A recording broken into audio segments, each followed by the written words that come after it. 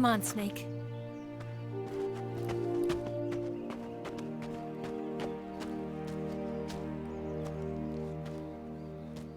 We made it. We made it. Over there.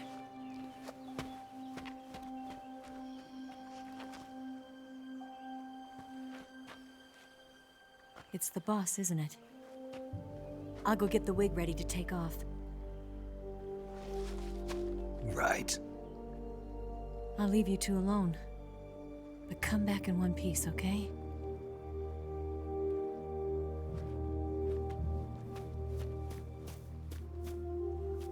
Promise me!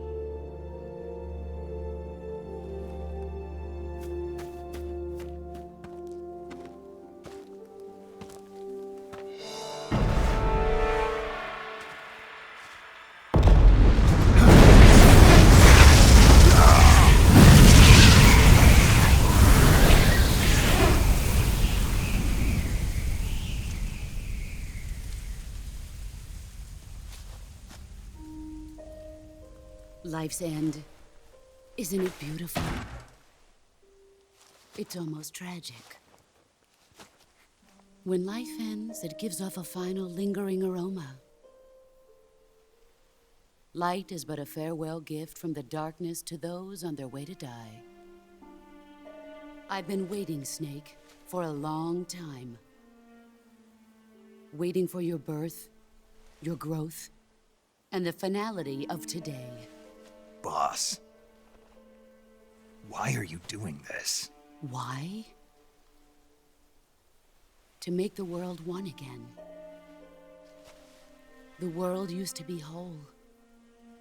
But with the end of the Second World War, the philosophers began to fight amongst themselves, and the world was torn apart. The Cobras, my comrades who trained and fought alongside me, were torn apart as well. The foibles of politics and the march of time can turn friends into enemies just as easily as the wind changes.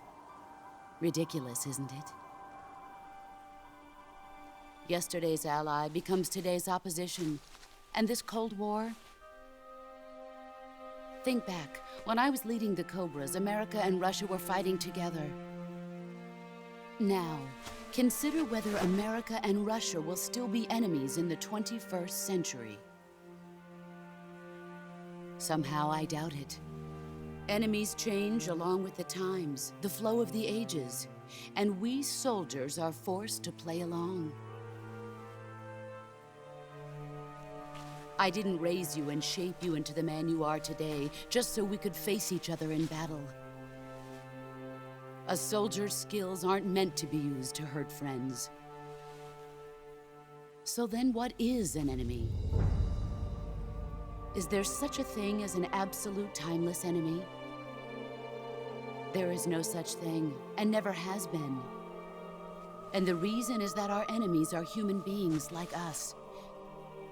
They can only be our enemies in relative terms. The world must be made whole again. The philosophers must be reunited. I will devote my skills to that purpose. And with the Colonel's money, I will achieve that end. Just as I once created the Cobras. They are my family. I may no longer be able to bear children, but I still have a family. It was November 1st, 1951. I was in the Nevada desert participating in atomic testing. The name Nevada is derived from Spanish, covered in snow, white as snow. And snow is exactly what I saw in that Nevada desert. It froze my blood white. Snake, you were an atomic test subject, weren't you? On Bikini Atoll. That's part of the reason I was drawn to you. You and I are alike. We're both slowly being eaten away by the karma of others. we'll never have the chance to die peacefully of old age. We have no tomorrow. But we can still have hope for the future. In 1960, I saw a vision of the ideal future from space. 3 years earlier, the Soviet Union had succeeded in launching Sputnik, the first man-made satellite in history, into orbit. This came as a huge shock to the United States. In response, America threw everything it had into its own manned spaceflight project, the Mercury program. Even as the Soviets seemed poised to send their first man into space, America was still experimenting with chimpanzees and rockets. The government wanted human data. So they secretly decided to send a human being into space. I was the one they chose. At the time, they didn't have the technology to block out cosmic rays, and whoever they sent up would inevitably be exposed to heavy radiation. That's why they chose me. After all, I'd already been irradiated once. Of course, you won't find any of this in the history books. I could see the planet as it appeared from space. That's when it finally hit me.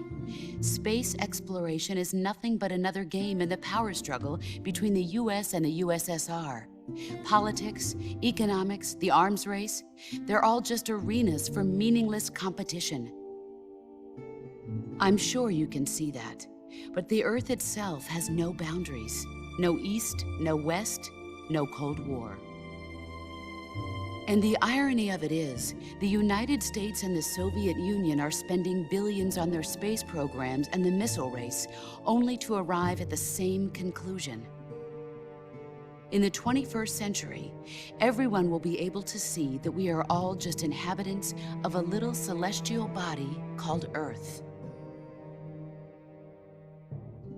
A world without communism or capitalism, that is the world I wanted to see. But reality continued to betray me. In 1961, I was sent to Cuba, to Bahia de Cochinos. It was part of a CIA-sponsored invasion under the guise of taking Cuban exiles back to their country. But the US government betrayed them. Our weak-kneed president held back their air support. Defenseless, the exiles were annihilated by the Cuban army. All I could do was watch in silence. I was set up by the very country I'd sacrificed so much for, by the very government I dedicated my life to defending. I was driven from the surface world, and I went underground. Then, 2 years ago, I faced the Sorrow, my old comrade in battle. He was my friend. But one of us had to die. I was left with no choice. The Sorrow gave his life for me. There is no enmity between us.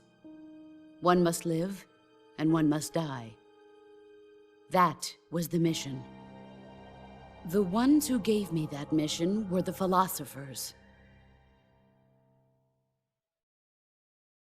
Early in the 20th century, the true holders of power in the United States, the Republic of China, and the newly formed Soviet Union gathered together in a secret meeting that would later be known as the Wiseman's Committee. The secret pact they formed there marked the beginning of the philosophers. But the last of the original members died in the 1930s. After that, the organization began to run out of control, and the Wiseman's Committee degenerated into a mere shell of its former self. The philosophers of today have no sense of good or evil. Their influence extends to countries and organizations involved in every aspect of every war. They have become war itself. That's how they operate.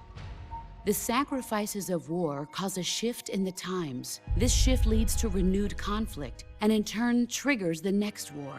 Like a nuclear chain reaction, each conflict sparks countless others, forming an endless spiral that will continue on for eternity. Do you understand what I'm saying, Snake?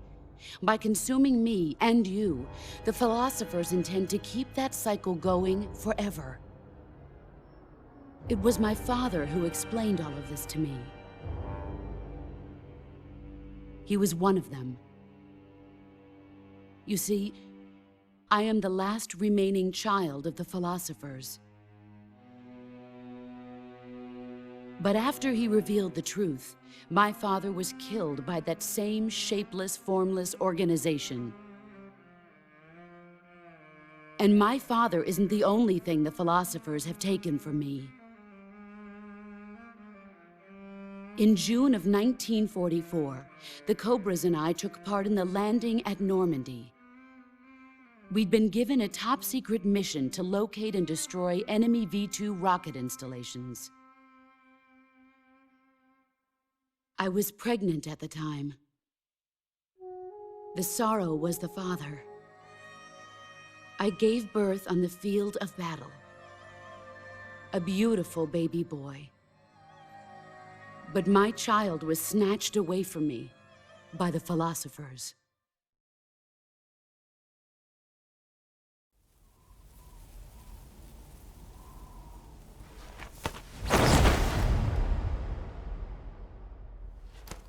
Look at this scar. This is proof that I was once a mother.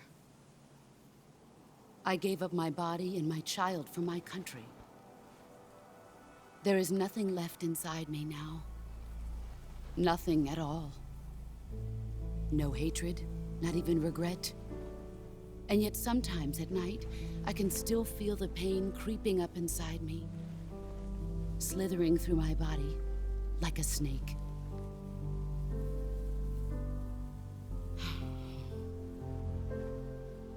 I've never talked this much about myself before. Thanks. Thanks for listening to me.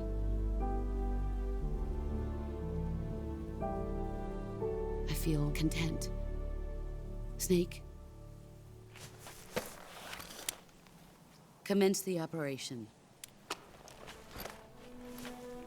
I raised you. I loved you. I've given you weapons, taught you techniques, endowed you with knowledge. There is nothing more for me to give you.